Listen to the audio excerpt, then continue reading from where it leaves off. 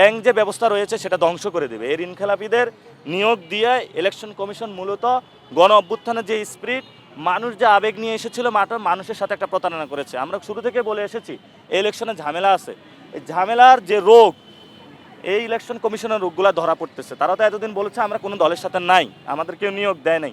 তাহলে আপনি এইসব ঋণখেলাপিদের কেন দিলেন বিএনপির কথা শুনে?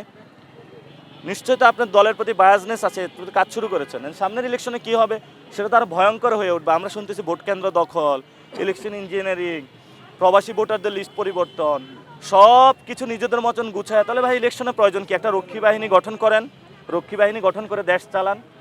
আমরা বাংলাদেশে মানুষ এটা সচেতন হয়েছে। আশা করি যে এই ধরনের কাজ বিএনপি চাইলেও করতে পারবে না। আসুক মারুক, বিএনপি কত মারবে? পথে পথে অনেকটা লাগিয়ে ডিস্টার্ব করার চেষ্টা করা হয়। যুব দলে দেখছেন না একজনকে ডিস্টার্ব করার, ওরা বলে আমরা নাকি বেয়াদব। হাসিনা বলেছিল রাজাকার, আর আব্বাস ভাই বলে বেয়াদব। আব্বাস ভাই যে বলে আমি যদি দুর্নীতি, চাঁদাবাজি, সন্ত্রাসী বিরুদ্ধে কথা বলি, এটা যদি বেয়াদবি হয়, তো আব্বাস ভাই যে লোকরা দুর্নীতি, চাঁদাবাজি, সন্ত্রাসী করে ওইটা কি কাজ? উনি একটু উত্তর দিবেন। এই ধরনের মানে সুস্থ মস্তিষ্ক কথা বলার জন্য আমরা অনুরোধ জানাবো। অর্থাৎ আপনি হারার ভয়ে এখানে আপনি উল্টাপাল্টা কথা বলা শুরু করছেন, এটা তো মানুষ হাসাহাসি করতেছে। আপনি একটা স্ট্যান্ডিং স্থায়ী কমিটির সদস্য, আপনার বয়স হয়েছে, অ্যাটলিস্ট সিনিয়র সিটিজেন যারা রয়েছে সমাজে তাদের শ্রদ্ধাটা আপনার মাধ্যমে ধরে রাখুন। এইভাবে হলো যদি উদ্ভ্রান্তমূলক কথাবার্তা বলেন আপনি, তাহলে তো মানুষ বলবে যে আমরা আসলে কে গণপূর্ত ছিল আর কে মেয়র ছিল, কারকে এতদিন ভোট দিয়েছিলাম। মানুষও তো হলে প্রতারিত ফিল করবে। তো ইনশাল্লাহ আশা করি যে, আর যদি ওনার মন চায় উনি বলুক, তাহলে ওনার ভোট আরও কমতে থাকবে। আমরা জনগণের পক্ষে বলে যাব। তো ওনার যদি ইচ্ছা হয় আসুক, আমার সাথে গণভোটে প্রচারণা করুক। সন্ত্রাস, চাঁদাবাজি, দখলদারিদের বিরুদ্ধে তো আমরা প্রচারণা করতেছি।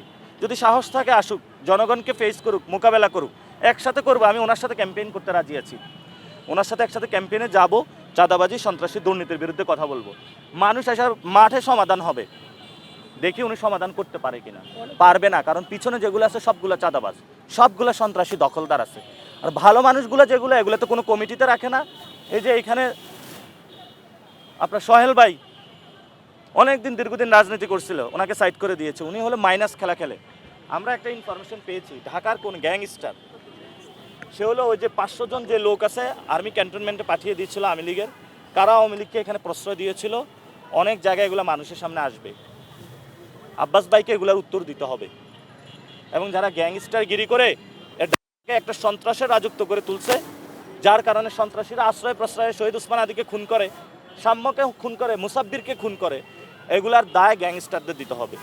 কারণ আপনারাই সংস্কৃতি তৈরি করেছেন। আপনারা গুন্ডা বাহিনী পালেন, অস্ত্রের বাহিনী পালেন, চাঁদাবাজি বাহিনী পালেন। মানুষ অতিষ্ঠ, মানুষ এটা প্রতিবাদ করতে চায়। আর অনেক মানুষকে তো তারা পাঠায় যে প্রতিবাদ করুক, যায়া বলে যে ভাই আপনি এটা কেন, ওইটা কেন। আমরা তাদেরকে সহ্য করবো, আসো বুঝাবো, সমস্যা নাই। একদিন করবা, 2 দিন করবা, কয়দিন চালাবা?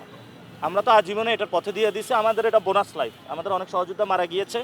বোনাস লাইফে আমরা চাঁদাবাজি, দুর্নীতি, আমার ঢাকা এবং বাংলাদেশে একটাই প্ল্যান, আমি বাংলাদেশের চাঁদাবাজ, দুর্নীতি, সন্ত্রাসীদের শেষটুকু ইনশাল্লাহ দেখে ছাড়বো। খবরের কাগজ, নিখাত, নির্ভীক, নিরপেক্ষ।